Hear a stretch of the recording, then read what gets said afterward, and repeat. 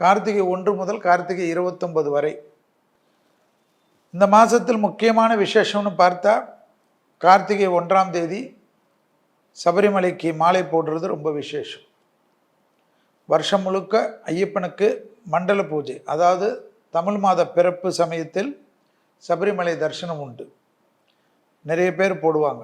ஆனால் வருஷம் கார்த்திகை மாதம் முதல் தேதியில் எக்கச்சக்கமான பேர், லட்சக்கணக்கான கோடிக்கணக்கான பேர் மாலை போடுவாங்க. கிட்டத்தட்ட மகர ஜோதி தரிசனம் செய்வதற்கு வரைக்கும் விரதம் இருப்பவர்கள் எல்லாம் உண்டு. அது தை மாதத்தில் வரக்கூடிய விஷயம். அப்பேற்பட்ட ஒரு அற்புதமான மாதம். அடுத்ததாக இந்த மாதத்தில் வரக்கூடிய பண்டிகை கார்த்திகை தீபம். இதில் திருவண்ணாமலை தீபம்தான் பிரதானம். இந்த கார்த்திகை மாதம் 17ஆம் தேதி, அதாவது 3/12/2025 அன்னைக்கு தான் திருவண்ணாமலை தீபம். அன்னைக்கு ஏற்றப்படக்கூடிய விளக்கோட ஒளி